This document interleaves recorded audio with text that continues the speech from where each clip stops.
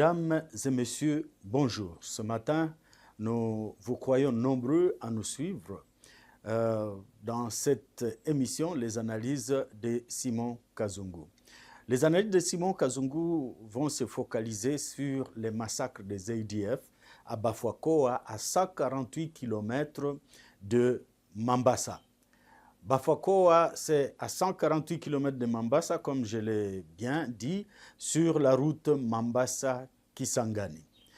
Les ADF ont massacré les gens, le nombre n'est pas connu, une cinquantaine, beaucoup plus, et beaucoup de déplacements, c'est la désolation. D'ailleurs, hier, je parle de la date du 3 avril 2026, il y a eu même à Nyanya des gens qui commençaient à fuir, qui disaient qu'il y avait l'ennemi qui arrivait aussi. C'est-à-dire que les ADF n'ont pas encore dit leur dernier mot. Ils continuent à attaquer, ils continuent à semer la désolation, ils continuent à faire des dégâts à travers le territoire congolais, surtout à l'est.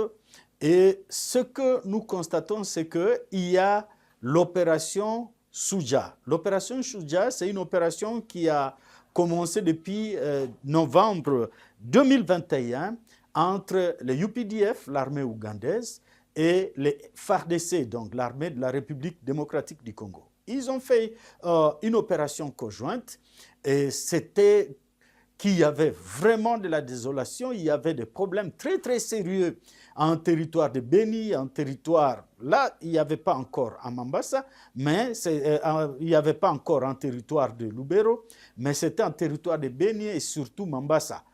Les ADF étaient en train de tuer, d'égorger, et en Irumu aussi, le territoire d'Irumu dans l'Ituri, ils étaient en train de semer la désolation. Mais on a constaté que depuis le début des opérations UPDF, FARDC, qu'on appelle les opérations Souja, il y a eu diminution de ces phénomènes, en particulier en territoire, en collectivité de Ruwenzori, en chefferie de Watalinga, en chefferie de Bashu. On sent, ça c'est vraiment à Beni et dans ce qu'on appelle le triangle de la mort, on sent qu'il y a eu une certaine amélioration. Les gens continuent, les gens peuvent aller maintenant au champ, la route Beni-Kasindi est sécurisée. Maintenant, vous pouvez voir les gens prendre des vaches de Kasindi à Beni sans difficulté et même la nuit, les gens se baladaient sur cette route, ce qui était presque impossible parce que c'était la catastrophe, on était en train de tuer, de brûler les véhicules. L'opération Souja, en venant, a pu établir la paix, a pu aider dans la sécurisation de cette zone-là, parce que les mêmes IDF commençaient à commettre des dégâts de l'autre côté, c'est-à-dire en Ouganda, dans le district de Bundubujo, dans le district de Kasese. Nous nous souvenons de quand ils sont entrés même dans un internat et qu'ils ont tué des élèves.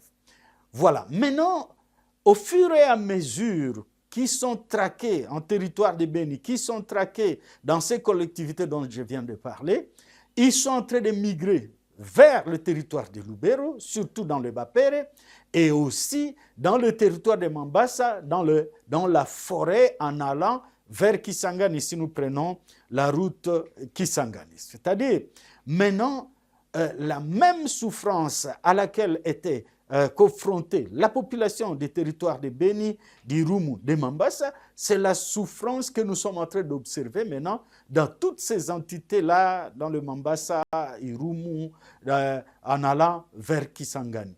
Qu'est-ce qui se passe? Ça fait à ce qu'on se pose maintenant certaines questions sur l'avenir de cette opération Souja, parce que souvent, on se focalise sur certaines questions, par exemple le M23, mais on ne sait pas parler de ces gens qui sont en train de tuer et qui sont en train d'égorger, qui prennent la population comme des chèvres, tuent la population comme des mouches, et c'est un phénomène qui doit s'arrêter. Ça doit s'arrêter parce que c'en est trop. Alors, la population se pose beaucoup de questions par rapport à l'avenir de ces opérations Souja. On s'est dit, la première question que la population se pose, c'est jusqu'où faudra-t-il étendre ces opérations? Est-ce que, au fur et à mesure, parce qu'on semble voir que on est en train de chasser presque les ADF vers d'autres territoires pour sécuriser les territoires qui sont frontaliers à la République de l'Ouganda. Et on se pose la question, la population se dit, écoutez, on ira jusqu'où? Parce qu'on sait que les UPDF sont au Nord Kivu, en Ituri aussi, même si en Ituri, il y a beaucoup de problèmes parce que les gens se posent des questions de savoir pourquoi ils se retrouvent, par exemple, dans le territoire d'Aru, ils se retrouvent dans le territoire de Mahagi, pourquoi ils sont là, alors qu'il y a d'autres phénomènes, à part les phénomènes ADF, par exemple, le CRP de Thomas Lubanga est là, ainsi de suite. Donc, la première question, où est-ce que nous allons aller finalement avec cette opération au Soudja? Et si un jour l'armée ougandaise s'est tournée contre nous? Ce sont des questions, nous ne pouvons pas nous voiler la face. Ce sont des questions que la population se pose. Je me souviens, la semaine passée, le général Muhoozi a juste tweeté que nous allons quitter le Lubero, le 3 et ainsi de suite. Vous avez senti qu'il y a eu beaucoup de réactions. Et les réactions allaient dans le sens que on en a marre. Ces Ougandais commencent à nous faire un chantage. Où est-ce que nous allons aller avec ce chantage? Parce que quand ils nous disent nous allons quitter, c'est comme si la population n'a plus confiance en FARDC et ce sont les Ougandais qui semblent être des protecteurs. C'est des questions qui se posent. Un jour, est-ce que ces Ougandais ne vont pas tourner les canons contre la République démocratique du Congo et entrer en complicité avec l'ennemi de la République? C'est une question qui est en train de se poser par rapport à l'avenir de ce qu'on appelle Opération Soudja.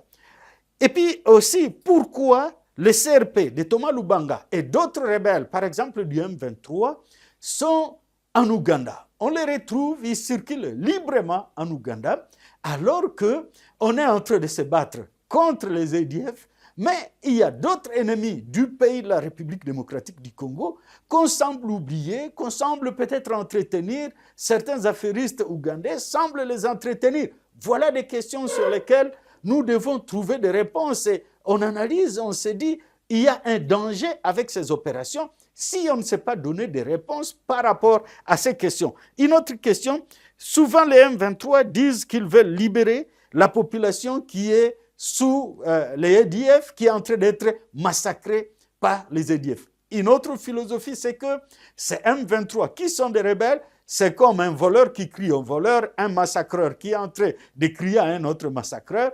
Et quand même, nous qui parlons sur les réseaux sociaux, on nous suit, on dit, vous ne parlez que du M23, vous ne voulez pas parler des ADF, comme si c'est eux qui doivent nous dicter ce que nous devons dire, alors que nous sommes intelligents, nous savons ce que nous sommes en train de faire. On se dit, mais est-ce qu'un voleur peut crier au voleur? Est-ce qu'un massacreur peut aussi se dire qu'il va aller chasser un autre massacreur? Parce que nous sommes en train de voir ce qui est en train de se passer dans les territoires sous occupation du M23. C'est la désolation chez le Mwami Ntambuka. Nous savons comment les gens sont en train d'être tués dans le Idjwi. Il y a d'ailleurs un rapport que nous allons exploiter sur ce qui est en train de se passer chez Mwami Ntambuka dans le Idjwi. Nous sommes en train de suivre de près cette situation qui est dans le Idjwi et vous sentez que ces gens qui se disent des donneurs de leçons, qui croient qu'ils sont des libérateurs, ils n'en sont pas un. Et ils disent qu'ils peuvent venir et commencer à traquer les ADF, alors que beaucoup de rapports démontrent clairement qu'il y a des commandants qui sont aujourd'hui dans les M23 et qui ont travaillé avec les ADF. Les noms sont connus et les rapports, les scientifiques ont déjà étayé ces rapports pour montrer l'implication de certains éléments du M23 dans les ADF. Alors, quand ils disent qu'eux, ils peuvent venir libérer, c'est seulement maintenir les gens dans une sorte de distraction. Donc voilà, mesdames et messieurs, des questions que nous nous posons sur l'avenir des opérations Soudja. Et l'État congolais devra faire tout pour clarifier sa position par rapport à sa relation avec l'armée ougandaise. L'État congolais devra aussi clarifier sa position par rapport à certaines sorties médiatiques du fils du président Museveni Et bien entendu, les gens vont dire, ben, écoutez, il faut négliger ça parce qu'il ne s'attaque pas seulement aux Congolais. À un moment, il s'attaque aux Iraniens, il a toute la foudre. À un moment, il a parlé des Américains, des Kenyans. Donc, on sait que ça, on peut zapper parce que c'est des choses qui se passent peut-être quand il n'est pas normal, il a déjà peut-être pris un verre de trop. Donc, on ne néglige pas cette question des ADF. Nous devons bien réfléchir et nous devons nous dire à quand, jusqu'à quand on va finir cette opération Soudia. Est-ce qu'on va maintenir les troupes ougandaises en République démocratique du Congo éternellement? Et on s'est dit non, parce que les FARDC ou le gouvernement congolais devra s'assumer pour établir son autorité. On accuse certains UPDF d'être affairistes, d'entrer dans le trafic de cacao, trafic de bois, ainsi de suite. Mais nous, ce qui nous intéresse, c'est la sécurisation de la population. Et certains projets, on sait que UPDF est en train de sécuriser le projet de route Beni-Kassindi et Beni-Butembo. Nous croyons que ces histoires-là devront être mises au clair pour que la population ne soit pas dans une sorte de qu'est-ce qui va se passer. Ces gens risquent d'arriver jusqu'à Kisangani et à un moment, Kisangani est comme s'il est dans le viseur du fils de Museveni. On se pose trop de questions et le gouvernement devra établir sa responsabilité. Il y a une grande contradiction aussi entre le gouverneur Luboya et certains éléments de UPDF. Heureusement que les canaux qui sont officiels, quand ils tuent aujourd'hui, le lendemain, on voit des officiels aussi ougandais qui viennent comme pour contredire ce qu'il a dit. Mesdames et messieurs, autant de questions sont en train d'être posées. Si nous ne nous les posons pas et si nous ne nous mettons pas à réfléchir aujourd'hui sur la question des relations entre l'armée ougandaise et l'armée congolaise, la relation que doit mener la République démocratique du Congo et la République ougandaise, si la République ne met pas au clair cette relation-là, nous allons rester dans le qu'est-ce que c'est et nous risquons de toujours continuer à émettre des doutes. Ce n'est pas normal qu'en Ouganda, on puisse continuer à retrouver des rebelles, des gens qui sont en train de s'aimer la désolation en République démocratique du Congo, alors qu'on est en train de se battre contre certains autres. Merci beaucoup, mesdames et messieurs. Information vraiment qui nous a touchés, c'est qu'à Kampala, comme on a parlé des relations Ouganda-Congo, à Kampala, à Gaba, bien entendu, à l'église du pasteur Peter Kasirivo, que nous connaissons bien, Gaba Community Church, il y a eu une tuerie. Quelqu'un est venu poignarder 4 enfants, les tuer, des enfants qui sont entre 2 et 3 ans. C'est une église, nous allons demander à tous les chrétiens de continuer à prier pour cette église de Gaba, de Peter Kasirivo, avec qui nous collaborons correctement, surtout mon pasteur Denis Kalipi, il collabore très bien avec cette église de Peter Kasirivo. C'est une église qui est en difficulté et il y a des questions que nous nous posons de savoir, est-ce que cet homme n'a pas cette philosophie des ADF? Nous croyons que la police ougandaise qui a mis la main sur celui qui a tué ses enfants va bien creuser cette situation afin d'avoir la lumière et surtout que dans les écoles, que ce soit en République démocratique du Congo, en Ouganda et dans le pays qui nous environne, on sent qu'il y a l'ennemi qui vient, que le diable est en train de faire tout pour que le sang coule. On doit bien protéger les enfants dans nos écoles. Merci beaucoup et nous disons nos sincères condoléances à cette église du pasteur Peter Kasirivo qui est à Gaba, à Kampala. Merci beaucoup.